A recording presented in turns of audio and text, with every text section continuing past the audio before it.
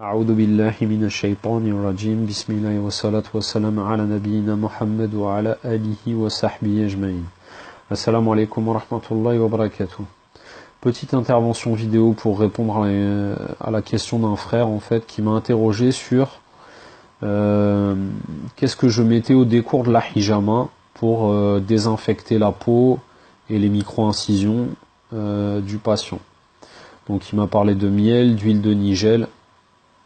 Alors, là je vais parler pour moi, pour mon cas, et c'est le cas aussi pour les frères qui utilisent le protocole du docteur Mouloud Aït Mohammed, donc qui ont été formés par lui. Donc en fait, généralement on n'utilise rien.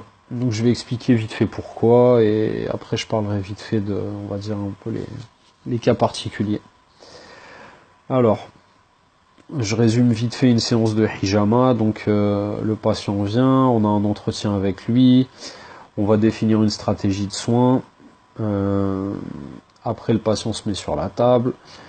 Alors on peut, avant de poser les ventouses une première fois, on peut soit le masser à l'huile d'olive, soit faire ce qu'on appelle un moving cupping, c'est-à-dire avec une dépression faible sur une peau bien huilée, on va masser avec la ventouse, ce qui va permettre de mettre en évidence certaines zones, on va dire d'inflammation. C'est des zones rouges qui vont apparaître. Des fois, ça peut servir quand une personne a mal au dos, mais c'est pas trop ciblé exactement, ou bon, bref, des choses comme ça. On peut faire aussi chercher ce qu'on appelle des points gâchettes, c'est-à-dire des points qui sont des douleurs qui sont pas apparentes au premier abord, mais qui sont en liaison avec le trouble, la douleur pour laquelle vient la personne, mais qui sont pas localisées à cet endroit-là, qui sont localisées soit en amont, soit en aval. Et en fait, en massant ces points, ça va déclencher des douleurs qui sont en liaison avec on va dire la douleur mère, entre guillemets, et le fait de les traiter va augmenter l'efficience de la hijama.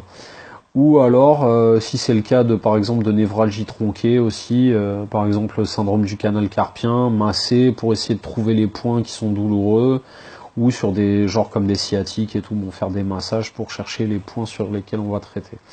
Donc une fois qu'on a fait ça, alors ça peut être soit chercher les points gâchettes, soit chercher sur les névralgies tronquées, soit bref, voilà. Une fois qu'on a fait ça, donc on va poser les ventouses sur les points qu'on a déterminés. Des endroits, la peau va être huilée au préalable, on va poser les ventouses, on va causer une dépression pendant 5 minutes, le sang va affluer sous la peau. Ensuite, on va retirer les ventouses, on va prendre des compresses stériles, une compresse par point, compresse sur laquelle on a mis alors soit de la bétadine, soit pour les personnes qui sont allergiques à l'iode, on peut mettre de la biseptine ou on va dire des antiseptiques locaux de ce genre. Donc une compresse par point, on va désinfecter chaque point en escargot, c'est-à-dire en partant du centre vers l'extérieur, en faisant un escargot. Donc chaque point. Ensuite, on va inciser avec une lame de bistouri stérile. On va reposer les ventouses, on va causer une dépression, on va attendre 5 minutes. Au bout de 5 minutes, on va retirer les ventouses, on va les vider, on va les replacer. Encore 4 à 5 minutes, et ainsi de suite, jusqu'à ce que apparaisse, sorte la lymphe. Dès que la lymphe commence à sortir, on enlève la ventouse, on essuie, et c'est la fin de c'est la fin de la ponction sur ce point-là. Donc chaque point peut arrêter de donner du sang, on va dire, le temps est pas coordonné, mais bon, bref, une fois que la lymphe est sortie, c'est signe que sur ce point-là, on arrête de ponctionner. Alors, donc, ensuite, déjà je vais expliquer pourquoi on met pas, ça sert à rien qu'on désinfecte suite à ça, je vais expliquer pourquoi ça sert à rien qu'on désinfecte les points où il y a les points où on a mis les ventouses et où il y a les micro-incisions au décours de la hijama. Parce qu'en fait, alors déjà dès le départ, les ventouses sont propres. Ensuite, chaque point, on va l'avoir désinfecté avec une compresse stérile, donc une compresse par point, je me répète, avec de la bétadine ou de la biseptine, ou suivant si la personne est allergique à l'iode ou pas, ou un antiseptique local de ce genre-là. Donc on va désinfecter, on va nettoyer la peau avec ce produit. ce qui fait qu'en fait la peau sera en état d'asepsie, c'est-à-dire qu'il n'y aura pas de microbes, pas de virus, pas de bactéries, pas de micro-organismes pathogènes. Ensuite, quand on va inciser avec une lame de bistouri stérile. Donc c'est pareil, la lame, elle est stérile, donc il n'y a aucun organisme pathogène dessus. Donc il n'y a aucun risque que à ce moment-là, au moment des micro-incisions, en fait, il y ait une contamination.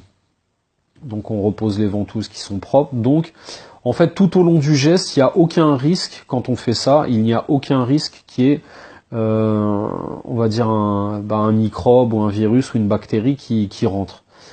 Et comme je l'ai dit, on s'arrête à partir du moment où commence à sortir la lymphe. Et en fait, la lymphe, c'est signe de quoi? C'est signe que en profondeur, au niveau du derme, les micro-incisions sont déjà en train de se refermer. Donc si les micro-incisions se referment, il n'y a aucun risque, là encore, que des micro-organismes puissent rentrer. C'est-à-dire que dès que le derme commence à se refermer, bah ça y est, c'est bon, c'est déjà en train de cicatriser, donc il n'y a pas de risque de contamination. Donc voilà pourquoi on ne désinfecte pas au décours de la hijama. Après, il peut y avoir des cas particuliers, comme dans certaines maladies avec des troubles de la cicatrisation par exemple, comme le diabète. Et à ce moment-là, qu'est-ce qu'on fait? Eh ben, on va faire un pansement avec du miel et on va demander au patient de le contrôler chaque jour en fait, voilà quoi, de contrôler chaque jour pour pas qu'il y ait, pour surveiller, pour pas qu'il y ait d'infection et tout, mais généralement il n'y a pas de souci quoi. Les pansements au miel, ça aide à la cicatrisation, et de deux, le miel, c'est un antiseptique naturel, donc c'est deux en un, donc voilà, généralement quoi. Moi j'ai jamais entendu qu'il y avait de problème, j'ai jamais eu de patient qui avait eu de problème quand il avait fait ça, quand c'était un patient qui avait des troubles de la cicatrisation. Bon, après, une petite parenthèse, il y a, comment dire, c'est à voir avec chaque patient au cas par cas, où il en est au stade de sa maladie. Bon bref, il y a plein de choses à voir, mais on va dire que pour les patients qui peuvent faire une hijama et qui ont quand même un trouble de la cicatrisation, pansement au miel. Sinon, à part ça, rien du tout. Voilà. سبحانك اللهم وبحمدك أشهد أن لا إله إلا أنت أستغفرك وأتوب إليك. السلام عليكم ورحمة الله وبركاته.